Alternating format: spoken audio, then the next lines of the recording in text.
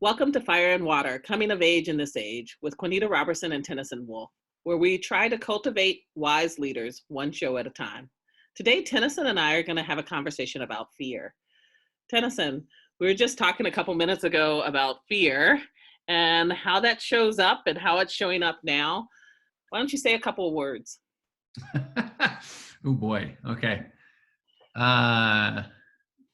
Big topic. And maybe one of the entry points into it for me today is some awareness that in the times we live in, I think there's a way in which fear is growing. Fear of the unknown, fear of the uncertain, fear of the next wave of COVID, fear of what's the future of the world, fear of economics, jobs, lots of things that we like to perceive as being secure and tucked in. And how any of us develop a relationship and a capacity to be in the fear but not hijacked by a fear, or aware of the fear but not, I don't know, not knocked over, or not knocked over too many times. That feels like a useful skill in trying to be wise, thoughtful, soulful human beings and human communities. Whew, those are the words I got right now. Let me pause there. That's a mouthful. I go two places. One is a part of me says that there's not more fear, that our fear is just being more and more exposed. But then I don't know if I fully believe that either, because I think that I hold there's two energies in the world, love and fear. And when we stand in fear, often what will happen is that the person on the other side will react out of fear as well, until one of us chooses love that shifts the energy. But we tend to meet the energy that's present. And so if fear shows up, our first response often is to react to it in fear. And so maybe there is more fear because that's where we're putting a lot of our attention right now. And that's what I think we keep and have been for a long time, drumming up more and more fear, because fear is good for business. At least it has been, like the storm of the century and all of that kind of stuff that we have in our culture now, where we invite people more and more to be afraid. So then they have to buy the security system, the selling of the see-through backpacks to our kids who are going into schools because of shooter drills and all that kind of stuff. Like we've built a whole economy on fear. And so I think that it can be easy to be sucked into it. And the thing about fear, though, is often we move into reaction instead of response. Yikes. Okay. Yikes. I definitely relate to fear as a complete manipulative strategy. Storm of the century. It runs through so many of the messages that are part of contemporary news cycles and the way people talk with one another. So there is a manipulation there. There is I would suggest, an exploitation that's there. I like your line, though, about maybe there's not more fear, it's just more exposed. You sort of just combined a couple of things together there, Quanita, that feel really, like they make bread together. They put it together. Not new, just more exposed, and the contagiousness of energy. So I don't want to oversimplify it I don't want to be nutty in oversimplifying it, but fear itself, fear can breed fear. Fear is contagious, and love can breed love. Yes. When I think fear, I think contraction, getting tighter, smaller. When I think love, I think expansion. I know that that's part of the language of some neuroscience-y kinds of things. But you just put the two of those together in a way that feels it feels important. And I go back to my what is this? This feels like an ongoing thing for me. What does it mean to be human? What does it mean to be a good human? what do good humans do? Those are sort of like weird questions and yet helpful all at the same time. If we develop patterns of avoiding, denying, rejecting our fears, I think that it's tough for us to be helpful, more helpful human beings in the times that we live in. Like being in a relationship with our own fear is a big deal. So if I put something else into that, to try and make a little bit of a difference here, to me, it does not feel helpful to be in denial of fear. Does that mean we need to take on our fear every moment of every day? Woo, that feels exhausting, but it's possible. The difference of being aware, for any of us, being aware of some of the fears that we have and not being hijacked by them into, I need you to fix me, I need you to manage my anxiety, I need you to make things better, I need you to make it feel, I need you to lie to me and tell me, everything's under control. Those are not helpful orientations in the growing that we need to be as human beings these days. Being aware, not hijacked, that's different than, just getting waylaid by the fears that are just part of being a human being these days. Let me pause there. Where do you go with that? I think there's a couple of things. One is that I think we like to swoosh things together. Mm-hmm. So we think fear and danger are the same thing, mm-hmm. or that they automatically go together. Mm-hmm. But if you have danger, of course you're going to be afraid. Mm-hmm. But just because danger is present doesn't mean fear is. Mm-hmm. There's many of people that it looks like they're walking into dangerous situations, but they don't look afraid. Mm-hmm. And so even teasing apart the possibility that there could be danger and not be fear, I think is something to think about. Nice. The other thing I think is it's not just about lying to me around, pretending my fear isn't there, but it's also this piece about we have so many people who let their fear make their decisions for them. Mm-hmm. And, that's a responsibility for each of us to not make our choices from a place of fear. Mm-hmm. Again, does that mean that the fear isn't present? Not necessarily. The fear could still be present. Mm-hmm. And I could know it's there and still not make my decision from that place. Mm-hmm. And but I think that takes some skill in slowing down and thinking about, okay, where am I coming from? What is this? And sometimes we don't have the capacity to do that. Like you said, we just get hijacked. Mm-hmm. But do we keep going there? Or do we take an opportunity to really sit with, are these the choices that I want to be making in these circumstances? So that we can step into more and more of the ability to respond, our own responsibilities. Yeah, I admire the people, and the occasional times when I'm able to do this myself, I admire the people who are able to be aware of their fears, but not lead with that fear. Like there's such a difference. In a COVID way, I'm not sure I want to go here, but in a COVID way, if there's fear that we don't live in bubbles, like we're afraid of not being safe, let's say. I'm trying to find the words for it here.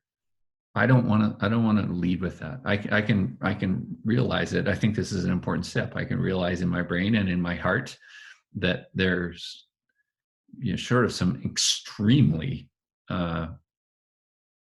restrictive conditions, there's no perfect bubble. My kid's going to school, my kid interacts with people at school, and I'm part of a bigger soup of sharing of things and germs and infections and all of those kind of things. So it's different for me to panic over the imperfect bubble than it is to realize there's no such thing as a perfect bubble. Still try to do responsible things, but don't get internally locked into, oh my gosh, what am I going to do? There's no perfect bubble. Like there's inner work that's needed here. I know that you have spoken Mhm. or together, you and I have spoken a little bit about, the internal safety or the internal relationship with fear matters immensely here. What can you say some things? Yeah, I think one of the things, and the bubble example that you're talking about, is I think that we're a culture that's addicted to the illusion of safety and Mm-hmm. not real safety. Mm-hmm. I hear a lot of people talking about, well, if this doesn't happen and this doesn't happen, then I don't feel safe to come Right. or safe to do A, B, and C or whatever it is. Mm-hmm. And to me, that that's ignoring the fact that there's no perfect bubble, and that, are there things that are safer? Sure. Mm-hmm. But the whole idea that there will be safety if Mm-hmm. we just do A, B, and C steps, we Mm-hmm. don't live in a world that's that way. It Mm-hmm. never has been that way. Mm-hmm. And so our illusion that it was before maybe is more of the issue than where we are now. Yeah. That if we're talking about COVID specifically, there's Mm-hmm. always viruses and illness Yeah. and things that can happen. We can walk outside our door and trip and fall and hurt ourselves, right? Like there's Mm-hmm. tons of things. COVID's not the only thing that we live with that people can consider dangerous, and some people do, right? Some people stay in their house all the time because of Yeah. the fear of things. But what I think it comes down to for me, and this is some of the conversation you and I have had, Mm-hmm. is that I think the trauma that we experience make us believe that God left us. Mm-hmm. And because of that, we think we're responsible for our survival. Mm-hmm. But I don't think our survival is any of our business. Mm-hmm. I, said to you when I decided to come to Utah and visit a couple months ago, um, the reason that I decided to come wasn't I don't, because I think that my faith will keep me from getting COVID, or Mm-hmm. even because I think that faith itself will have me be cured if I get it. Mm-hmm.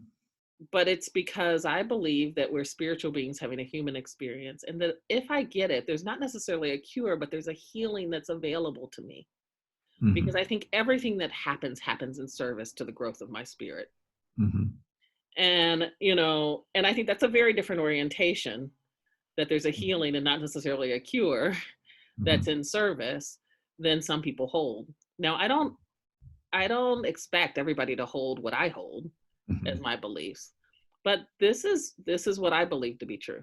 Mm-hmm. Yeah, I'll play with that just a little bit. I'm noticing a bit of difference and just trying to find what that is. The God left us part, or the fear that God left us.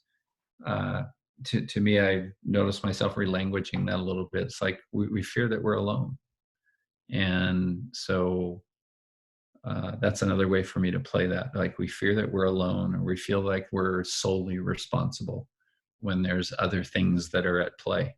Mhm. Um, yeah, that.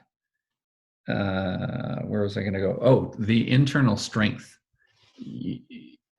I feel like I know that I am a person who is quite oriented to a robust internal world. That means thought, that means feelings, that means emotional awareness, that means, a certain layer of comfort with uncertainty or unresolvedness, all of those kind of things.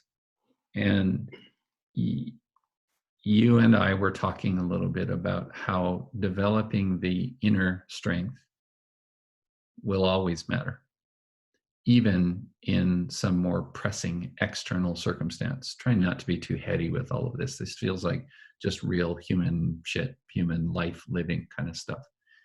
What do you find helps to develop that inner strength, Quanita?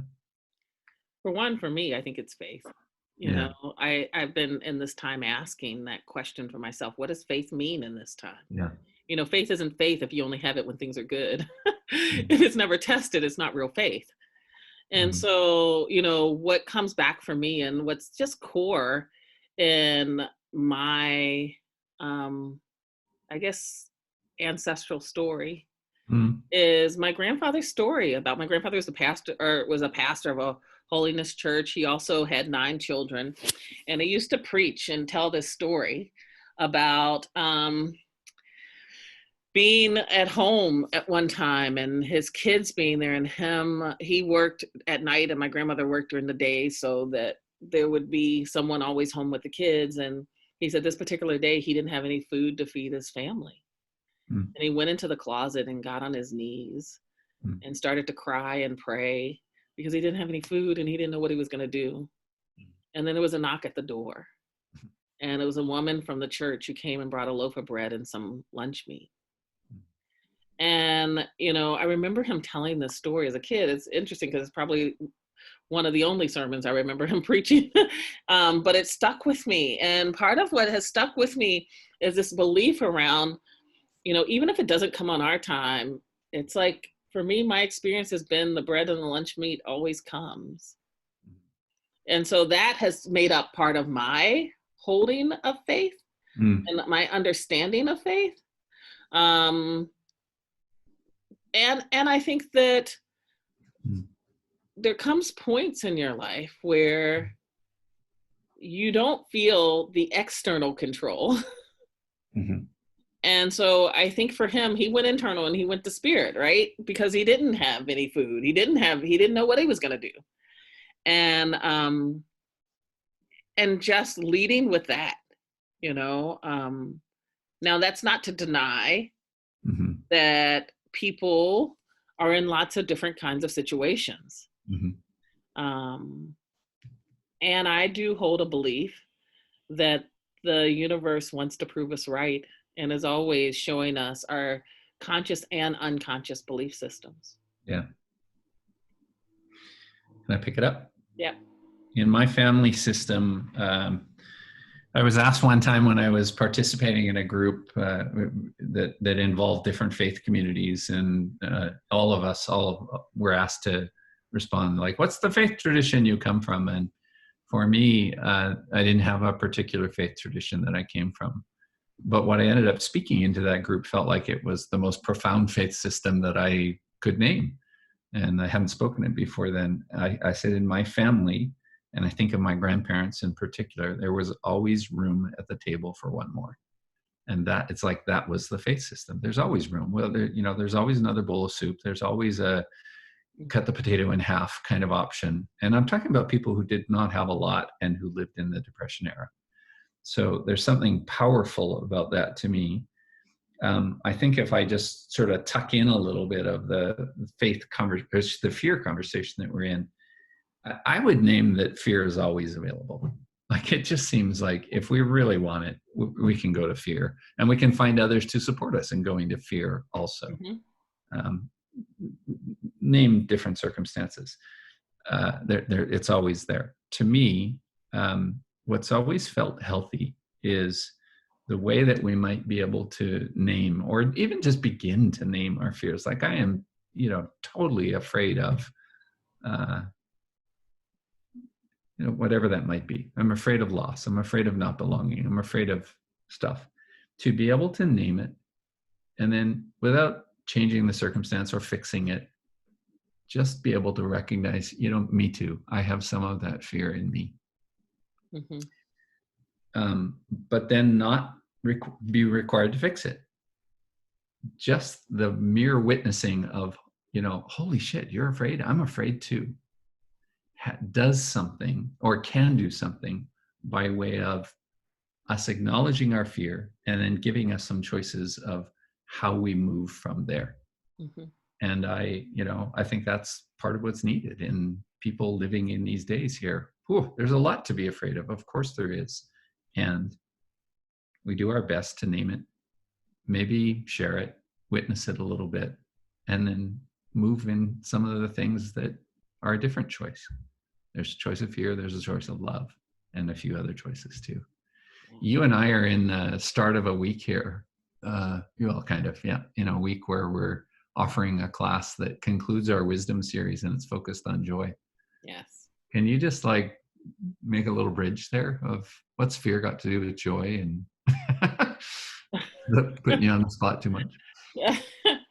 Well, I think that hmm,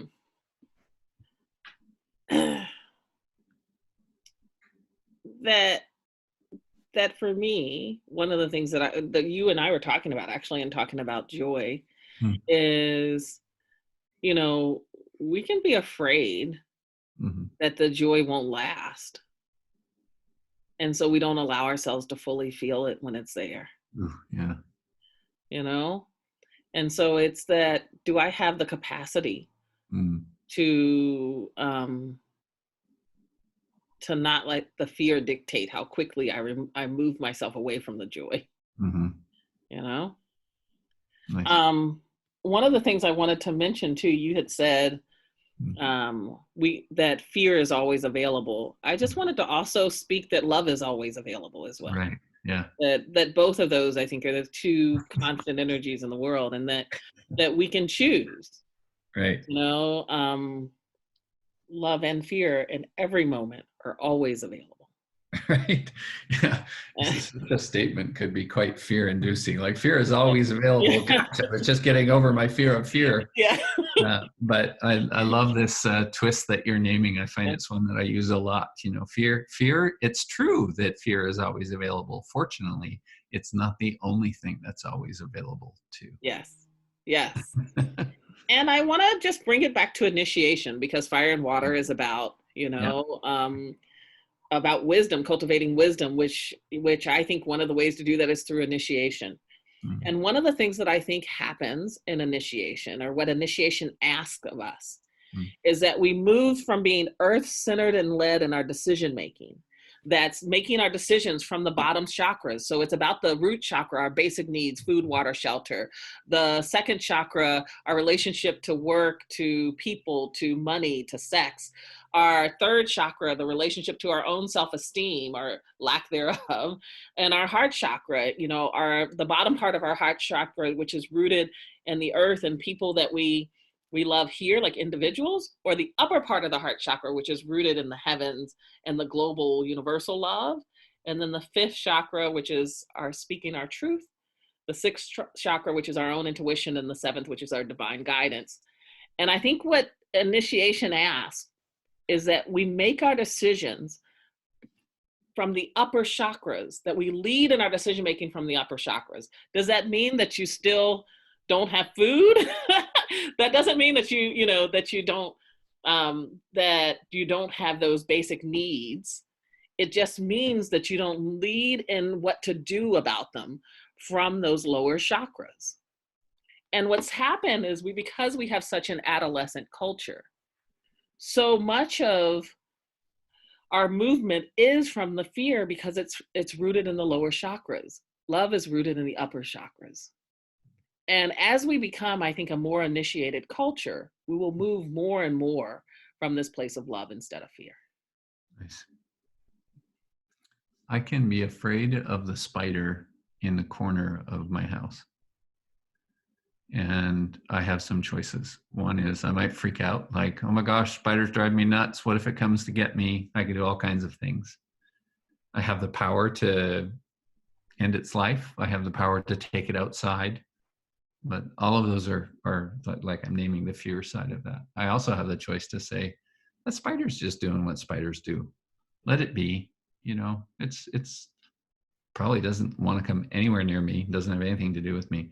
That is a different journey internally for me to say, here's another choice of how I could respond to this spider. And the depth of work is, now, in the end, the spider might not matter a whole lot. Personally, I tend to be one who gets a bit of Kleenex, tries to pick up the spider without hurting it and put it outside and say, have a good adventure.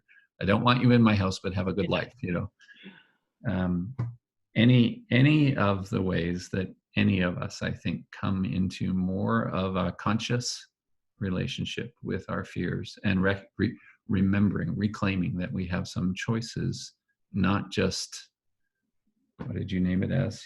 Not just danger, not just death. Yeah. That goes with our fears. Then I think we've done something that helps us contribute to the kind of world that we live in these days. And doing our internal grief work Mm. expands our choices. Yeah.